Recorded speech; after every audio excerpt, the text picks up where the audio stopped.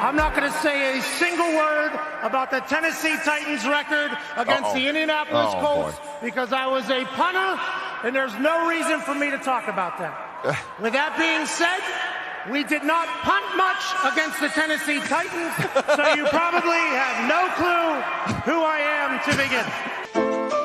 Look, I'm unstoppable. Forget your defense, nothing but an obstacle. Run it back, switch it up, call it audible.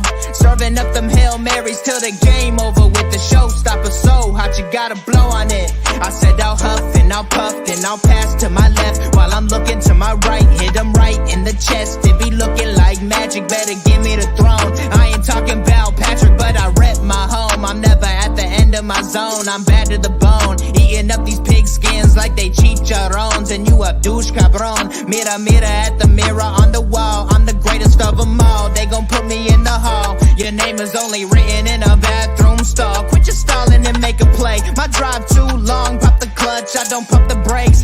I know what it takes to gain the muscle, get rugged. These butterfingers be fumbling, squash the scrimmage and rub it in Robitussin. How I give them concussion, they seeing double, they rushing and pass the shovel, the dirt and rubble, I bury them under it. Stay in your huddle and get 10 yards back, never turn your back. I'ma pull your flag, I go full contact, out punch, out kick like a shotgun. All right, welcome back, everybody. Glad to have you here, so we can talk. We can have a family discussion about some things because there's a lot going on. All right, but you know what? Glad to have you back. If you're watching this, make sure that you are liking, commenting, sharing, letting us know where you're from, where you're commenting from. Give us your thoughts on the previous game, recent NFL news. Yeah, let's go ahead and just talk about it all, right? But before we do, just gonna go ahead, just get to the guys. I know we're one short. Josh couldn't be with us this evening, but you know what? He's with us in spirit. And you know, like I said, the level of pettiness won't be the same. But you know what? That's fine. Okay, that's fine. We can more than make up for that. So without further ado, let's get into it. Okay, welcome back to the HorseShoe Mob Podcast, where we talk to you about everything Colts and then sprinkle in some Titan slander. Shout out to Kevin Byard, newest Philadelphia Eagle.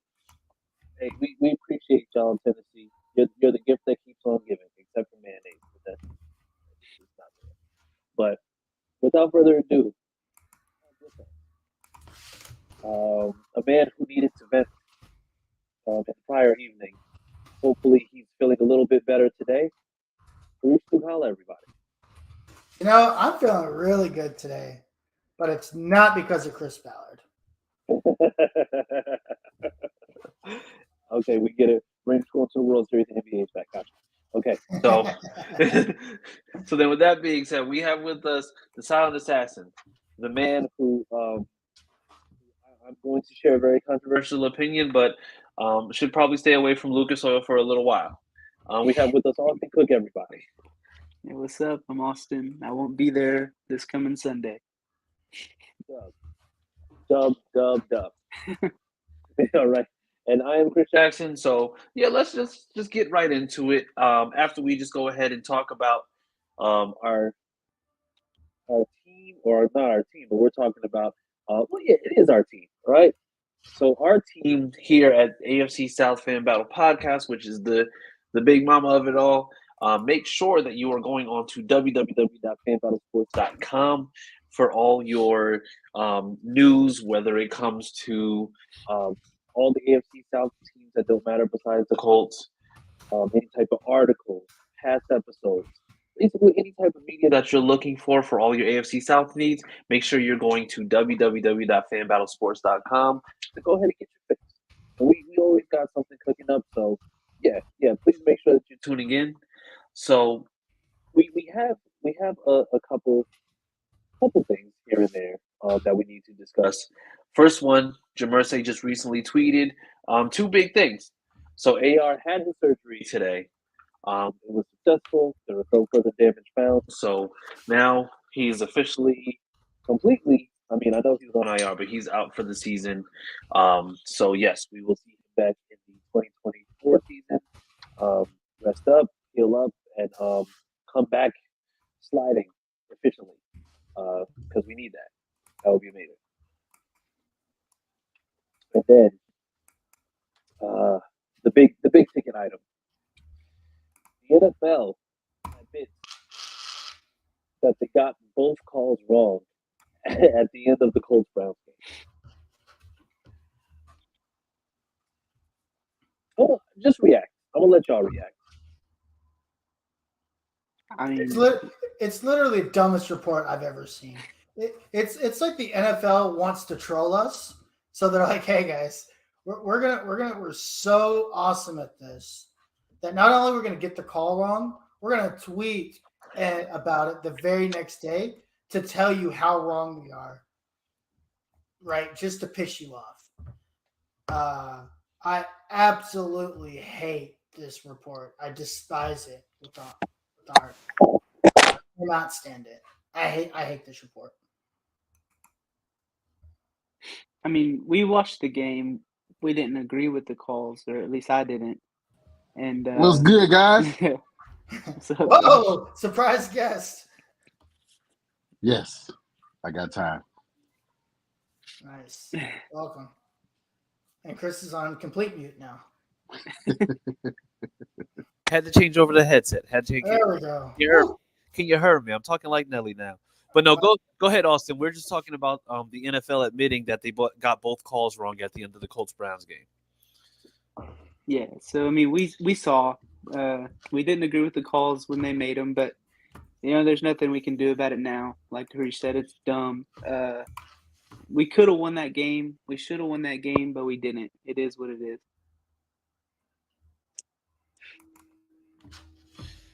Yeah. What about you, Josh? What do you take out of all of this with the NFL admitting that they completely screwed up? Well, after 24 hours of not being so upset, because I feel like, I mean, this always happened to us. I mean, it happened to more teams, but it seemed like every time there's a mistake in a game that any could have won, they always got to go back and review it and say, hey, yeah, we got it wrong. And it's like, okay, well, they don't change the outcome. So, I mean, but I do think that, we shouldn't put ourselves in a situation to lose or have a referee decide whether we win or not. The defense was playing well up until that point. Offense was, clicking. You see what the numbers that Gardner Mitchell had, but it just came down to 2 calls by a guy that shouldn't be on the team right now. Yeah. You know what? And so, yeah, like for me personally, the things that come out now, mind you, how many times this year have we seen an aerial view of Bijan Robinson running in freaking 12K? And you mean to tell me that you still don't have the technology or the rule to be able to implement possibly reviewing penalties during the end of the game, which is what Irsay mentioned. And I mean, honestly, it's not bad of an idea, but also they don't give a damn because it's the Colts versus the Browns. This didn't determine a matchup between Joe Burrow and Pat Mahomes. It didn't determine anything with Josh Allen. Like, honestly, I think there's a certain blanket that you have to have with certain players because those are like your primetime guys. Like, if that had happened to Pat Mahomes on that one, which is not going to because the Chiefs are going to get their penalties. But if this had happened to Pat Mahomes or let's just say Joe Burrow or Josh Allen specifically, they change the rule the next day. Or they say, you know what, we're gonna start reviewing in game. But I mean, it is what it is. I think, are you talking about the overtime rule? No, not the overtime rule was probably like one of the most recent precedents. But Yeah. the problem with the overtime rule was the fact that, they said, oh, Josh Allen should have had a chance. Right. But then the very next week, Joe Burrow had a chance in overtime, and the Bengals defense actually stopped them, and they scored. So it's like, is the rule that flawed, or is it just flawed because we felt like we should have gotten more of Allen versus Mahomes? Yeah, I think it's the emotion of that one particular game at that one particular moment. Yeah. Also on the pass interference thing, it was a rule. It was a reviewable call, and they took it away because A, they reviewed almost every single one. I think only like 2 the one year they did it were overturned. But it took too much damn time.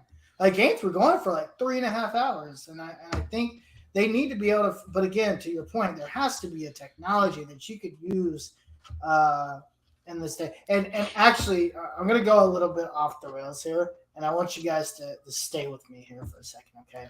Because I'm gonna give you the best review system in sports. Nobody knows about it unless you watch the sport.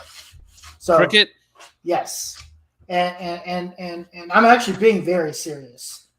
In cricket, when there is a review, it is a live in the stadium review, where the guys that are in the stadium are actively watching the review and commenting what they're looking at as they're reviewing the play. Yeah. Yeah. Then they tell the umpire on the field, hey, this is the call you need to make. Yeah. And then tell the umpire to make the call.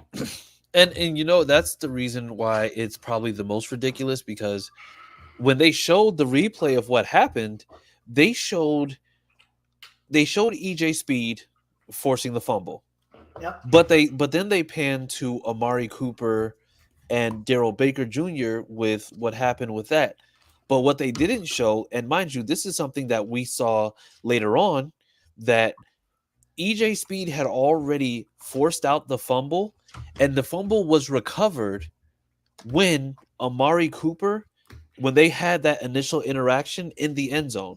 So the penalty didn't happen until after the recovery had already happened. So, So the thing is, by default, that is a play where that whatever happened with Baker and Cooper is irrelevant. It's irrelevant at that point, because it happened after the turnover. So like that kind of stuff. And the thing is, the NFL is very, very intentional on not changing anything unless it truly affects something. Yeah. I mean, like I said, it's not going to change anything, because you have your upper echelon of teams, and a match between the Colts versus the Browns doesn't change the tide of anything. The fact that they could easily afford doing live review and having that same replay crew that they have in New York live at every single game. Yes. Right? Everybody's quiet. And just like I said, hey, now go to this frame. Okay, stop. Mm-hmm. The ball is already out. And they're commenting what they're doing in real time. Yep. Okay, now go to this frame. Oh, the ball was out when this occurred. This is no longer relevant. And then they would say, ref, you're on screen, make this call. Yep. That's literally how it works in cricket. And I know it's a really weird example of it, but that's literally how replays work. Well, but the thing, there's so many different levels to how the penalties and how everything works, that it's called very up and down. Yeah. It's called very, very up and down. And we see that it's becoming more so situational than it is like becoming we have to get that play right. Because like I said, in a game like this, they don't care to review it. They don't care to do anything like that. But come playoffs, if something like that happens, they're reviewing all of it. Because if the right team doesn't get it, or certain parlays aren't hitting, then shit's not gonna go the way that they want it to. So let's just be real about that. But we're actually going to talk more about the game. So I want to get you guys' analysis. I do want to add on to y'all both of y'all statements. This is a game where our quarterback, had one of his best games. He turned the ball over. He had one of his best games. I think he had four total touchdowns. I think it was 4 total. Or was because he had 2 running and 2 passing. Yep. He had 4 total touchdowns. He had turnovers. He had 2 receivers. One had over 100. One was close to it. I think he had like 90 maybe. I mean, running backs. You had JT come back, who later on got drug tested. You had all your players. Your defense was rocking. Yeah, they gave up 39 points, but they had short field. But I mean, it wasn't like they just kept driving down the field. Every time they had a possession. Yeah, the team done well up until that point, and you took away from them. That's got to be tough on the team, the coaching staff. I mean, it's just got to be tough. Hopefully, they build off that and go until week 8 with a vengeance. Yeah. And like I said, that's something that we're going to kind of talk about because there was a lot of great takeaways from this game. It just ended in such a completely crappy way. But like I said, we're going to go ahead and cover all that. So without further ado, let's just get into it.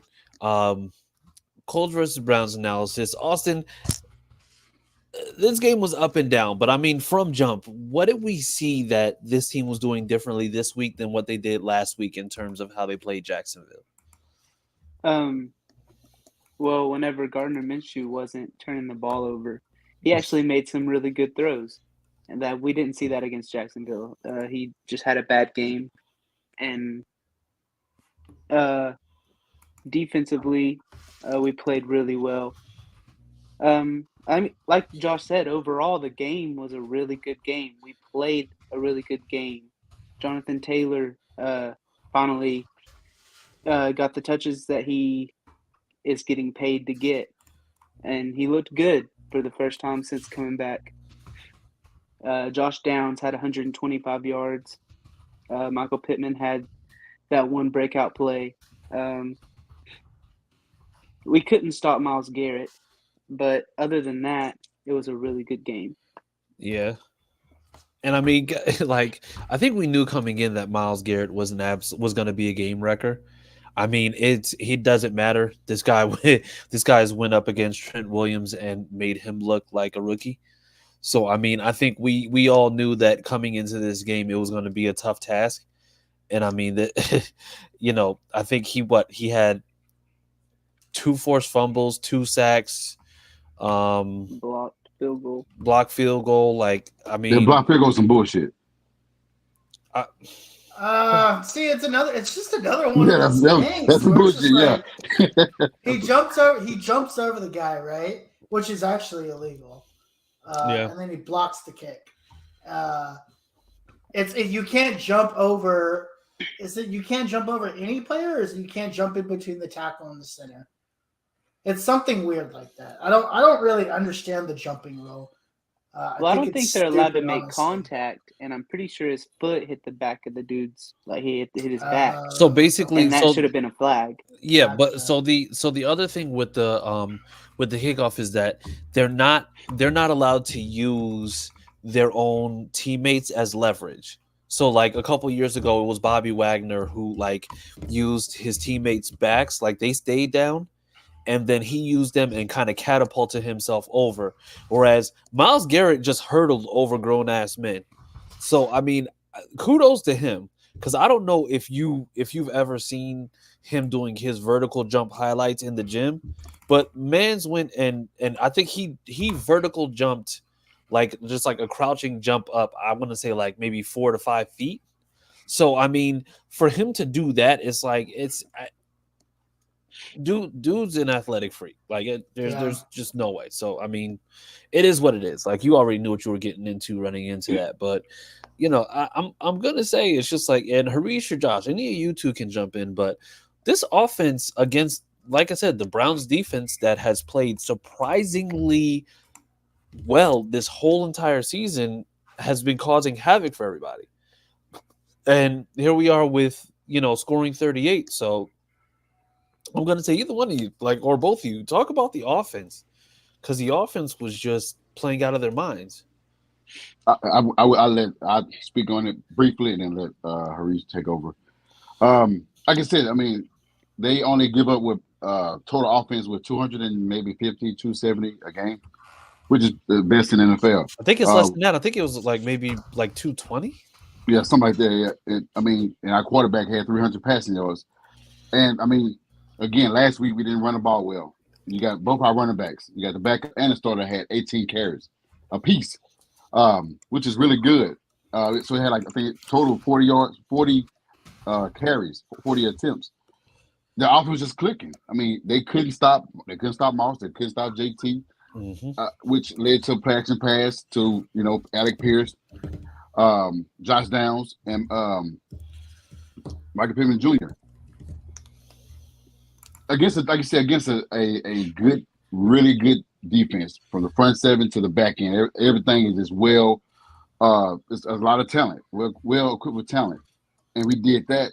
Like I said, all that happened for us to lose. It's disheartening, man. I mean, it's tough to do that when your offense was cooking like that versus last week.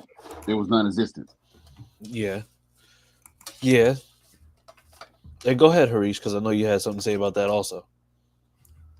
Guys, I need to stop this for a second. Okay, just don't. Go ahead. Come on. I have an apology. Ooh. Uh-oh. Ooh. Is this what I think it is? No, this what I think it is? Probably not. He's probably pulling that. Harish, what would you like to apologize for?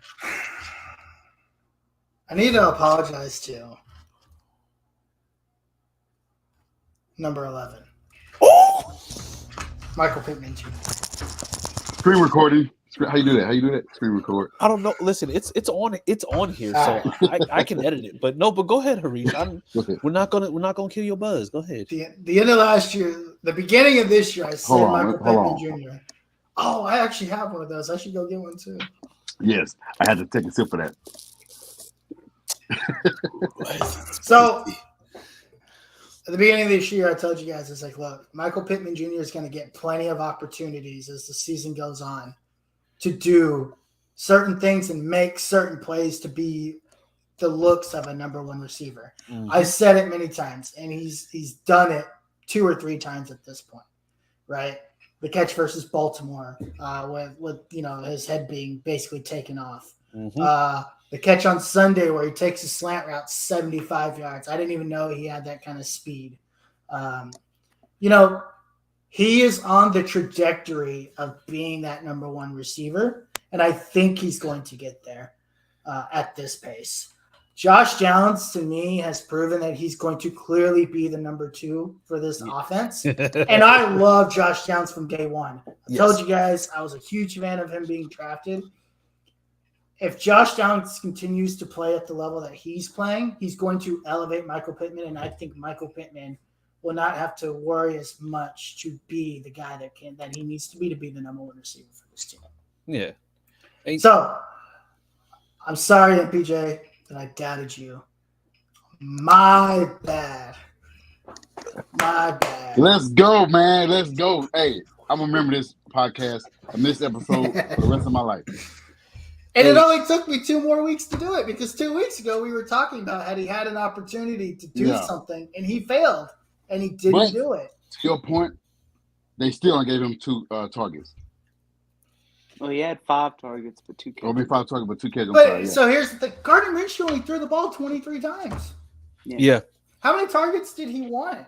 And you can't get that many targets. Listen, Josh Downs had a reception for, what was that, 50 yards? 56, something like 56? that. Yeah. And then his was 75 yards.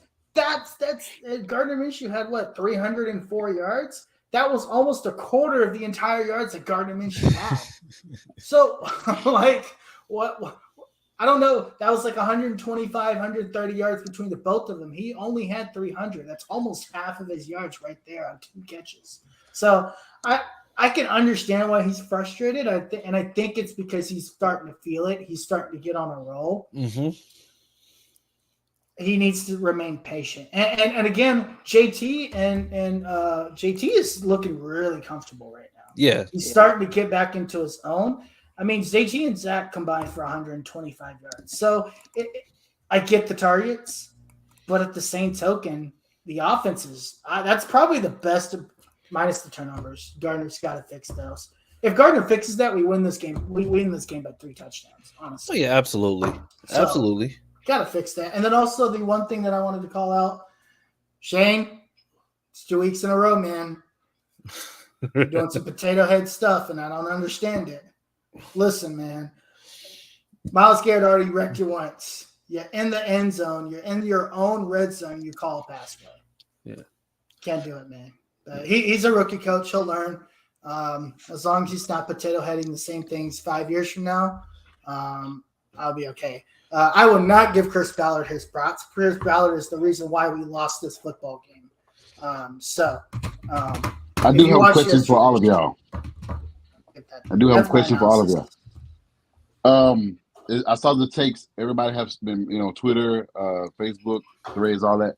They saying that the interception by Rodney Thomas should have been either knocked down or it could have been an incomplete pass or whatever, instead of him picking it off and have us pinned at the 1. What y'all think? No. Yeah, And a turnover is a turnover. Because the problem that you have is that if you knock that down, there's a Browns defender in the area, and I don't know if you guys remember, but this was years ago when they threw that ball down there, they batted the ball out of the end zone, and I think who was it? I forget. I think it was Mike Thomas on the Jags. I think he went and caught it and literally bunny hopped into the end zone to win the game. The problem is that it's just like, okay, yeah, situationally, you're just like, oh, why didn't you just knock it down? But if there's any defenders or if there's anybody from the opposing team in the area, you don't just bat that down and hope that nobody gets it, because he looks like an absolute fool if that Browns receiver gets the ball and gets a touchdown. Or, heaven forbid you tip it the wrong way and it tips up, right? Yep. Or it tips in like the opposite direction, and what you just said happens, right? If you have an opportunity to intercept it, you intercept it.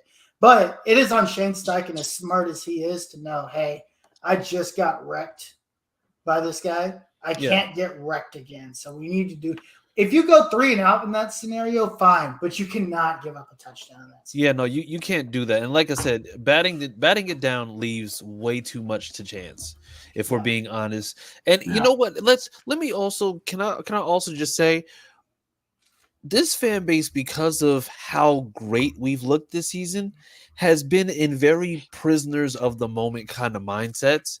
So the thing is, it's always going to be, if we lose a game, this person should have done this instead of this. And you're not even thinking like, no, because if that happens, then, no, that's not going to be, that's not conducive to be able to do anything. So you know what? It's just like there's always going to be some type of scapegoat for it, rather than just looking at the game. The score of the game was 39-38. Yeah. When I think the projections was probably no more than 14 yards. Then we ran the ball for over 132 yards, and then Gardner Minshew on less than 25 passes completed 15 for 305. That means that he's completing passes of 20 yards a clip. So to me personally, and it might just be because of the fact that I had us winning 6 games this year, it looks like there's a chance that might be over 6. But the thing is, anything's better than what we saw last year. And speaking of, I have a very, very pointed question for you, Harish. So Michael Pittman Jr., we saw that he's kind of had like the ups and downs, right? It's just like he's had the issues with the quarterback, everything that we're doing.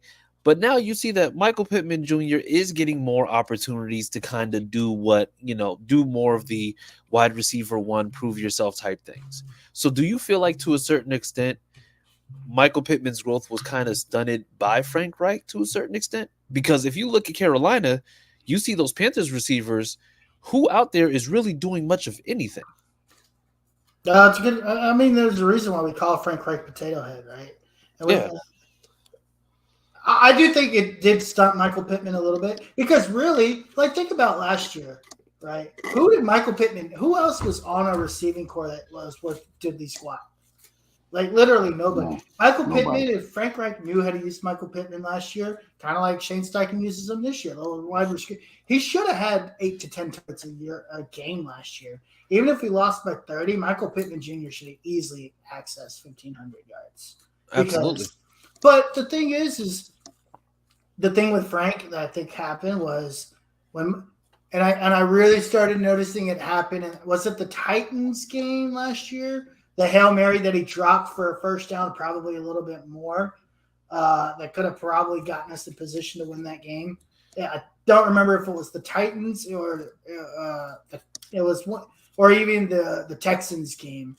It was something. It was one of those games where there was a Hail Mary or a deep throw, literally down the middle, right in his hands, and he drops it. Yeah. Anyway, those types of things happen too much, and I think Frank was just like, "Yeah, that happened, bro." Yeah. So I think Frank is to blame for some of this, but again, it's all about moments, right? And it's all about that was my biggest thing with Michael Pittman. I thought he was a number one receiver last year going into the year.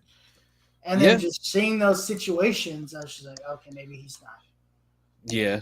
So and I think that's the reason why like now you hear like a lot of the like he's doing the wide receiver one stuff, but I think more importantly, you see what you're getting in terms of production with Josh Downs and Michael Pittman Jr., right? So let's just say, for example, you have those two.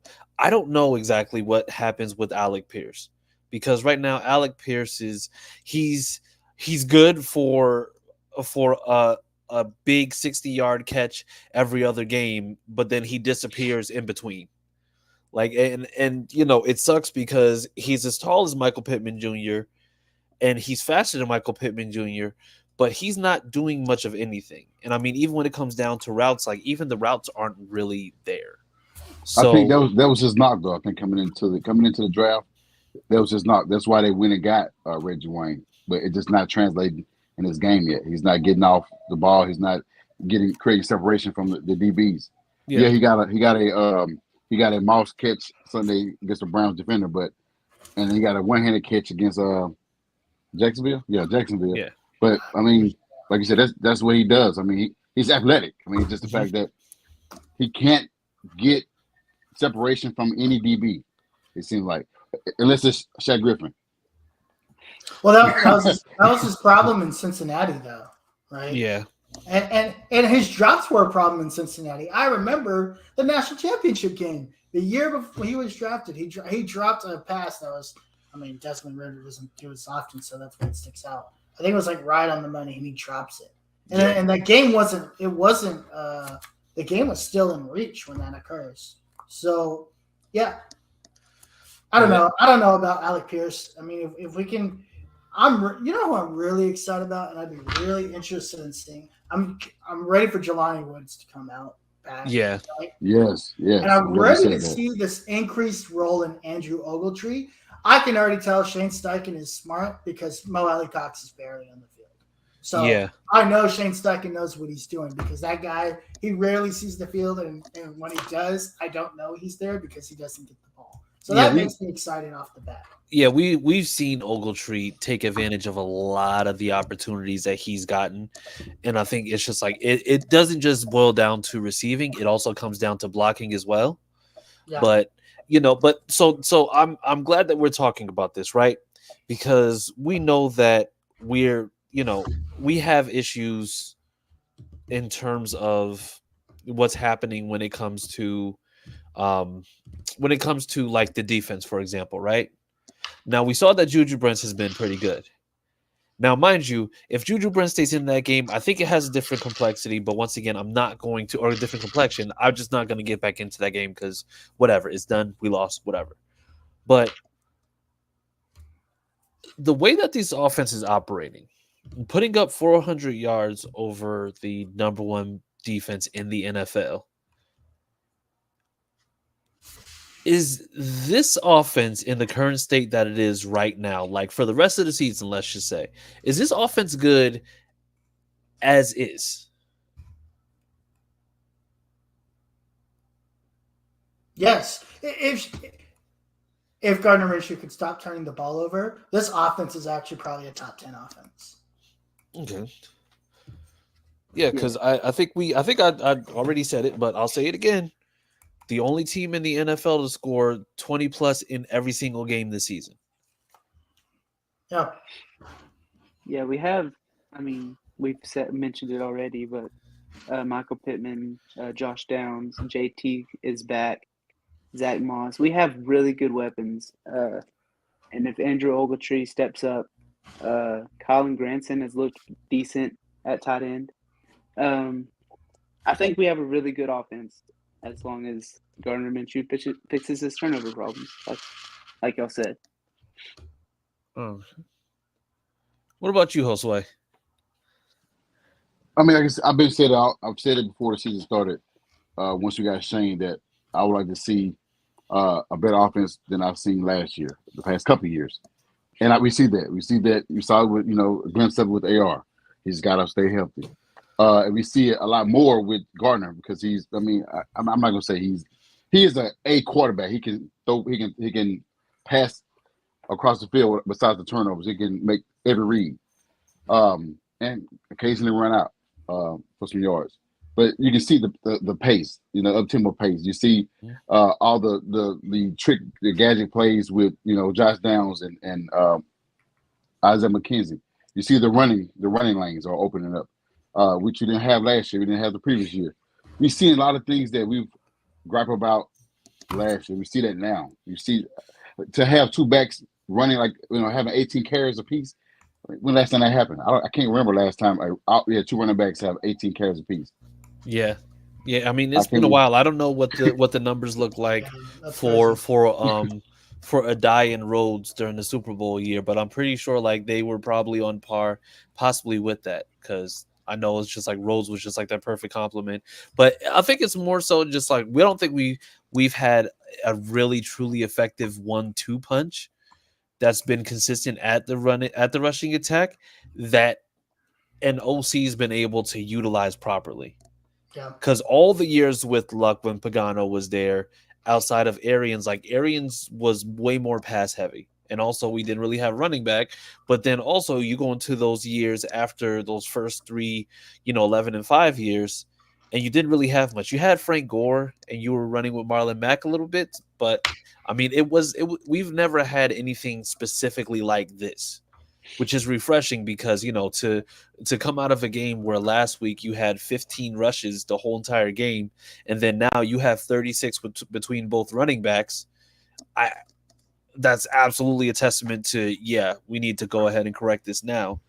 And can we just, and I know that you mentioned Shane being kind of a little bit of a potato head, but let's be completely real. It seems like they're actually listening because, to go from 15 to 36 in terms of carries, when you know that you're going to be dealing with much tougher, I'm going to say a much more a tougher defensive front than what you dealt with last week. It takes some balls to just go ahead and say, you know what, we're just going to run it. Yeah, but I also think it's just it's also in-game adjustments, right? It seems like something was working. The O-line has been very impressive, right? Yeah. To me, Ryan Kelly, the number 1 tackle according to PFF. I don't like, quoting PFF, but hey, it's number 1 in something, so we're gonna make it a thing today. So I mean, the best center. We're seeing the Ryan Kelly before all the off the field things that he went through, right? Yeah, we're seeing the Ryan Kelly that from 2 years ago, really. So it's really cool to see that. The offensive line coach. I don't know. If Frank Reich was Mr. Potato Head last year, I don't even know what to call that O-line coach because that guy was a straight up idiot. So I mean, I just think it's, and then it also goes back to Shane Steichen for the little mistakes that he makes. He just puts the players in the right place at the right time, and we say it every week on the show. It's like he's putting these guys in the right place to make the right plays. And it's super cool to watch. You know who's messing up right now, not doing the right things at the right time? That Eagles quarterback that people thought was just this glowing piece of glory. Shane Steichen leaves, and this guy's, throwing 2-yard screen passes for pick sixes. So, he's just putting these guys in the right place to succeed. And it's fun to watch. And I can't wait for AR to come back. Yeah, no, absolutely. Absolutely. And so now, like I said, moving on to the subject of quarterback. So Gardner Minshew, we know like it's just like the last 2 games has been really bad when it comes to turnovers. Yeah. Now, mind you, we can go ahead and just make the case that, like I said, you playing a Jags team who apparently likes to become the 2000 Baltimore Ravens whenever they play us. And then you have to play the Cleveland Browns, who once again number 1 defense in the NFL. So like the turnover issues that we've seen, right? Is this something that I think is a trend with him, where it's just like now that he's in that kind of starting role, he's going to be turning the ball over more? Or is this just more so of a circumstance, being that, like I said, you had 2 games back to back where you're dealing with some things that you wouldn't normally have to deal with under any other situation, to say the least? I mean, obviously, we want to think that it was circumstance. Like you said, Jags defense. I think they lead the league in turnovers. And then playing Myles Garrett, you want to hope that it's just that. So I'm gonna say, I mean, we'll definitely see when we play the Saints because they're not like a top defense. So if he has like 4 turnovers again, then that could be a trend, and it's not a good one to be on. Yeah, absolutely. What about you, Josh? What do you think? Well, based off these 2 games, it's a trend. Because I mean, Jacksonville, like you said, like I was gonna say, Jacksonville defense leads the league in turnovers. He just faced the number 1 defense in rush and passing. I mean, and then Saints do have a good defense. I mean, they do. We gotta give them credit. They do have a good defense. They don't have a good offense. Yeah, because Derek Carr is just out there just throwing at popcorn vendors. So yeah, we're just that's just not the best situation. But and then if they continue, if you can see on tape, you can see like any other team going forward, they can see on tape that Gardner is having a hard time looking around. I mean, getting rid of the ball quicker. I mean, whether it be thrown out of bounds or to his targets, he's not having awareness. Whether that your right tackle is a rookie, you don't have Braden Smith. Get rid of the ball a little quicker. Or like I said, throw it away. You at your end zone. Like I said, near your end zone. Get rid of the ball. You're holding it too long with a guy like 95 coming at you every single play. Yeah. So it's becoming a trend. I mean, like I said, I've got the guy at the Saints. Cam, he's good. Cam Jordan. Cam Jordan is a beast. Yeah, Cam Jordan. Demario Davis is very underrated. Yeah. Yes. Yeah. So I mean, you got to get rid of that ball, man. So far it's a trend because the last 2 games. I think he got 7 turnovers in 2 games. Yeah.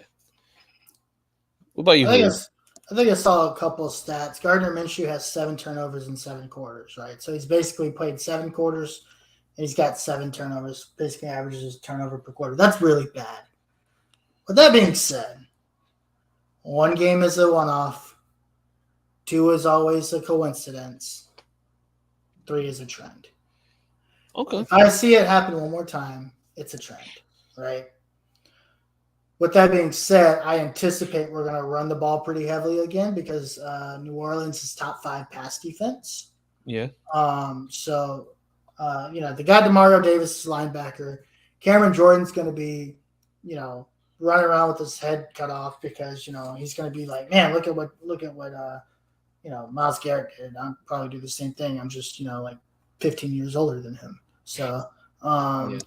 So we'll see what happens there. I think you've got, again, it goes back to can and will Shane Steichen set them up for success. Screen games, RPOs, getting the ball out quick, keeping the defense honest, and not just allow Gardner Minshew to sit back. Because Gardner Minshew's not going to throw like he throws against other teams against this team.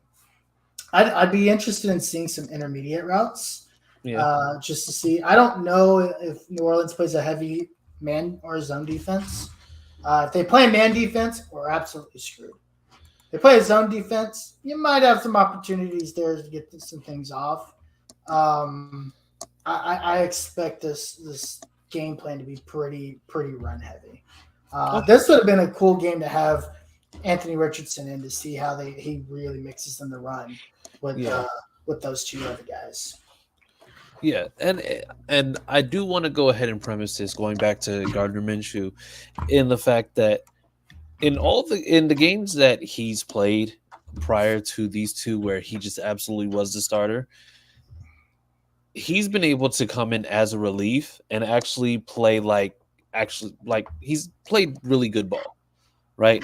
So that's the reason why I think when we look at this 2-game stretch where it's playing Jacksonville in Jacksonville, which apparently we're cursed, and then playing the Browns with this defense. To me personally, I feel like it's one of those situations where it's going to end up being a one-off. But in the meantime, though, I do want to just go ahead and just let it be known that with this Saints team, generally we have issues, but I don't think that we will. But that's why we're going into predictions. So what are we predicting is going to happen during this game? What needs to happen? And what do we think the final score is going to be?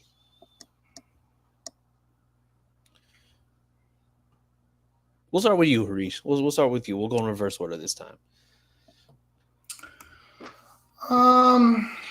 It's just such a hard game to predict. The reason why I say this, right? I think we're going to run the ball a lot. I think Derek Carr is going to throw the ball a lot. I really hope and pray Juju Brents is healthy this weekend. If not, Derek Carr might throw for 500 yards. Like, honestly, I have absolutely no faith in Darrell Baker. No, and I still blame Chris Ballard for the fact that we lost that game last week. He Matt Priored us with Darrell Baker. Oh, yeah, I think it's. I don't know if it's worse to do anything than Matt Pryor, but he definitely got us pretty. It's bad. not worse than Matt Pryor. However, who was that other guy that got 2 years ago? That was god awful. Julian Davenport. Yeah, there you go. That's what he did to us. Yeah. Yeah. So like Matt Pryor is here at the bottom of the depths of hell on what Ballard promised us. Yeah. Julian Davenport is probably like here slightly. Okay. Well, Darrell Baker's way below that. So anyway. Not below Pryor. Not below Pryor. They put Pryor. Pryor played every position except center, and he was an absolute liability everywhere on the line. Darrell Baker hasn't played safety yet. Oh yeah, that's right. We haven't. Thank God we would have been beaten over the top every play. Never mind. First off, Darrell Baker couldn't play safety because I wouldn't feel safe with him back there.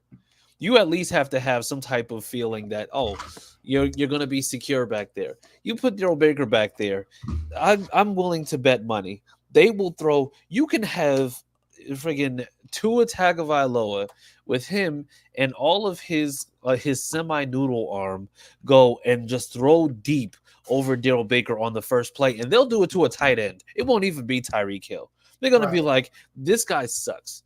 We're just going to throw over his head. Yeah. Well, with that being said, it's just such a hard thing to predict. I think the Colts lose this game, and I just think it's because of the defense. I think Derek Carr is going to throw the ball 50 times, and because he throws the ball so much, he might have like a 350, 400 yard, 4 touchdown, 3 interception type game. Like, I think that's very possible because he's going to be throwing the ball so darn much. Oh yeah. I think the Saints win something like 35-25. Yeah. What about you, Josh? What do you got for us? Well, if we can get Nick Cross play cornerback, we got a shot. But since Darrell Baker's going to be starting again, I'm a little worried. I am a little worried, but I feel like it's our time to beat the Saints. We have beat them in quite a bit, like it was for the Titans. And we're at home, back-to-back home games. I feel like we're not going to come out like we did Sunday. We're going to come out, playing like we got fucked Sunday. So we're going to win this game, I think, in reverse, 35-25. Okay. Austin, what about you? We've seen players have bad games. First game of the season, Deion Jackson had a bad game. He didn't play and then got cut. I don't think Darrell Baker's going to start. I don't know who's going to start if Juju's out. Maybe Nick Cross. Jalen Jones has played really well. He's continued to get better. I don't think Derek Carr is going to have a good game. I do think he's going to throw the ball a lot. I think the only person we have to worry about is Alvin Kamara. I feel like he's very shifty. But I think we're going to win 27-13. Wow. Okay. All right, we'll go with that. Okay. I'm so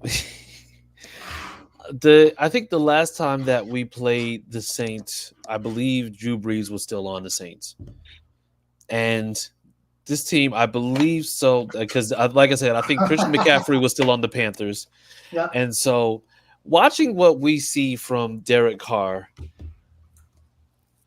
he ain't no goddamn Drew Brees. he ain't no goddamn Drew Brees. Let's just get that out the way now. He stinks. And to me personally, I feel like even with our secondary, because as long as Baker doesn't come in the game, I'm fine with it being Kenny Moore. If Juju plays, I hope he plays. I hope he's fully healthy. We'll see on the injury report tomorrow. But I mean, if he doesn't, Jalen Jones, next man up, let's do that. But honestly, if Daryl Baker doesn't play, I'm 100% just completely happy with what we got out there. And Chris Olave. And Chris Olave actually just got arrested for speeding 70 and a 35, but I don't think that's going to keep him out. I mean, I think if anything, it's just like it's speeding. He was not under the influence. It was nothing else. It was literally just speeding. And, it was just speeding in a residential area. So I believe he's going to play. Now, once again, as long as Daryl Baker doesn't touch the field except to go out there for the first coin toss, I'm completely okay with that. Outside of that, if he plays, we're going to get torched. So I'm going to say my prediction is contingent upon whether or not Daryl Baker plays. If Daryl Baker does play, we're losing 31-28. If Daryl Baker doesn't play or is possibly relegated to like the fourth CB, it's up. We're 31-21. We're winning. So yeah, that's what my prediction is, because he stinks. He couldn't cover a baby with a blanket. I'm like, at this point, it's just like I'm sick of it. Like, and you know how bad it was too, man. Is that remember they I'm sorry to cut you off, but remember they were saying how ineffective Cooper was the whole game. So he getting in, he catching every goddamn thing now. I'm like, oh my God. Juju Brents, while covering Amari Cooper, 3 targets, 0 receptions, 0 yards, 0 TDs. Amari Cooper was literally invisible out there with Juju Brents on him. Daryl Baker comes in, and this guy turns into a freaking monster. So, it's no, absolutely not. I don't know if Daryl Baker's watching this. If you are, please do better. Because Jesus. It's the Ballard endorsed guys. It's always the Ballard endorsed guys. Like, if Ballard says, oh, yes, he's earned the right, I like him, this, that, and the other, trash. No, absolutely not. Just roll with your youngins. It said Baker better hope he has a job tomorrow. He will. As long as Chris Ballard is a GM, he will have a job until he just lets up the most god-awful stat line I've ever seen. And it's not like you don't have film to go and see. It's literally you have all this footage of him getting beat like a drum for you to say, oh, man, no, we're good with what we have. No, we're not. I mean, what happened to Tony Brown? What happened to Jalen Jones? I mean, you are putting a bum back on the field that was a bum the first 2 weeks of the season. You put him back in the game again and you get torched. What happened to Tony? I mean, Tony Brown he's our veteran guy. I mean, I would have been okay with that. Then put in Daryl Baker when you knew that he was on practice squad. Tony Brown's been hurt. Just special teams. Yeah. Well, yeah, I think he's kind of taken over that special teams role that they had for EJ Speed, since EJ Speed has taken over a much bigger role in the defense. And like I said, he was I'm going to say EJ Speed was basically the captain of that squad. So, Tony Brown actually plays pretty good in special teams. So I'm guessing that's why he kind of is in that phase right now. But I mean, it is what it is. Like I said, it's always next man up, but at the same time, Daryl Baker got to do better. So, you know what? I'm not going to do this because I don't want to go to bed angry. So, yeah, we're just gonna keep it as that. Drink it truly, man. Or a Cayman Jack. Actually, I don't know if you know, but I'm a boy, Damon. I'm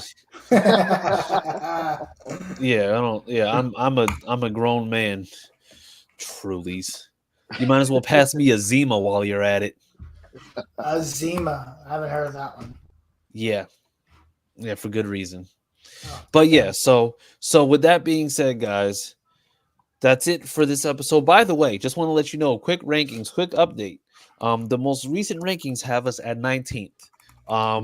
Okay, really, real quick. Do you agree or disagree? Agree. 19th is fair. Yeah. That's right. Okay. I think we're all in agreement on that one 100%. Okay. Fantastic. So with that being said, guys, let the people know where to find you. Austin, where can the people find you on social media? You can find me on Twitter at CookieAustin2 and vote for Josh Downs for Rookie of the Week. Damn, Skippy. I like that. Yeah. Show some That's really moxie. good. Yeah. Appreciate you. All right, Josh, where can the people find you? Well, currently you can find me in the AFC South fan battle trolling the Titans fan because they just traded Kevin Byard. But if you go For on pickles. Twitter, For pickles. And before I say that, you got to tell them what you said on Twitter first. I need another laugh. Oh, yeah, absolutely. I'll tell them what I said. So I said to Titans fans, I said, so, hey, you remember when you were talking about the Colts were going to trade JT? See what you get for not minding your mayo eating business.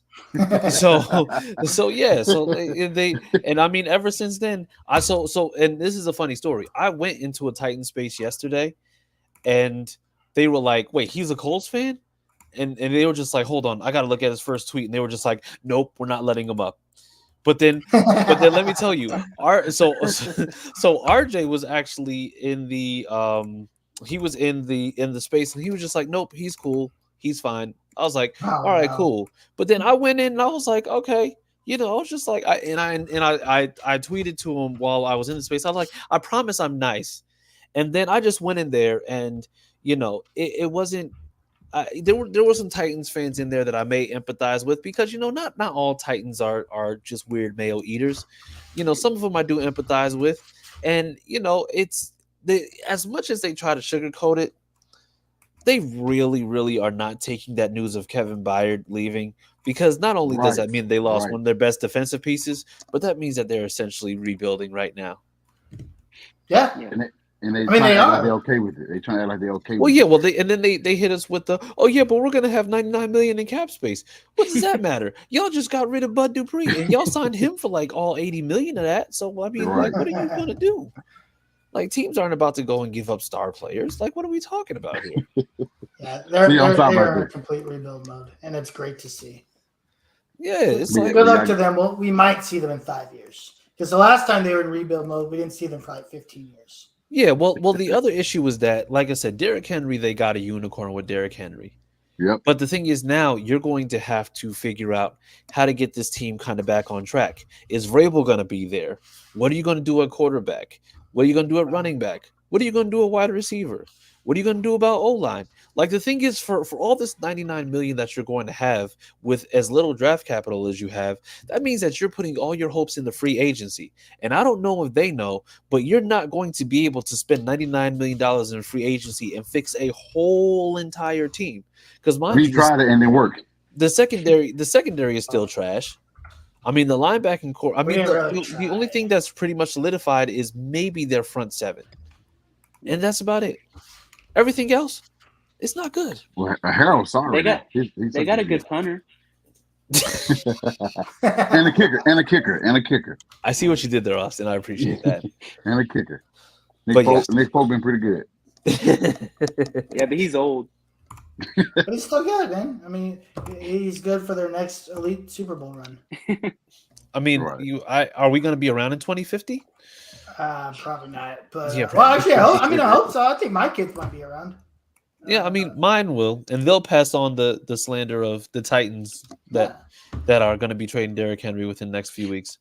So I want to try to get into a Titans space. I'm going to try that one day. Oh, I went into it yesterday because they I think it was like Titans fans, like, it was something they had sadness or sorrow as like a hashtag or something like that. So I was like, let me go in here. But yeah, so all right, and then Harish, where can the people find you on social media? Yeah, you can find me at the Uncle Gandhi everywhere. I'm also available Monday nights on the AFC South Fan Battle podcast. Tuesday nights, obviously, on this show. And Thursday nights, me and my guy, Tim Wayne, the Texas Longhorns, Fan Battle Podcast. But this week, we have a QB controversy for our backup because you know what? Quinn Ewers' shoulder is made out of cotton balls. So Damn. that's where you can find me. Damn. So I will be there Thursday nights.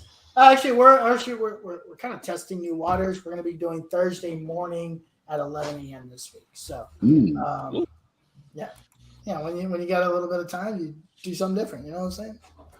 So we'll do that. But yeah, that's where you can find me, and always find me on the internet talking trash about somebody, whether it's the Astros, it's the yes. Congratulations on that. Congratulations on that. It's been a very long time. Or it's the Titans or the Jaguars. So that's where you yes. Or the Bulls. Oh yeah, them too. Or Alabama. We're talking about them too. Well, you know what? That's completely fine. I appreciate all of it.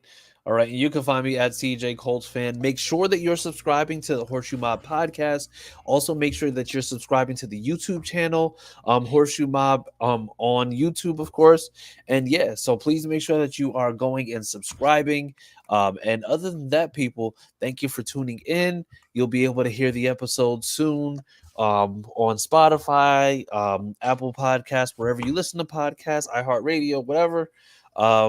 Just make sure that you're tuning in. But other than that, have a iHeartMayo. iHeartRadio. You said what? I said iHeartMayo for the Titans. iHeartMayo. Yes.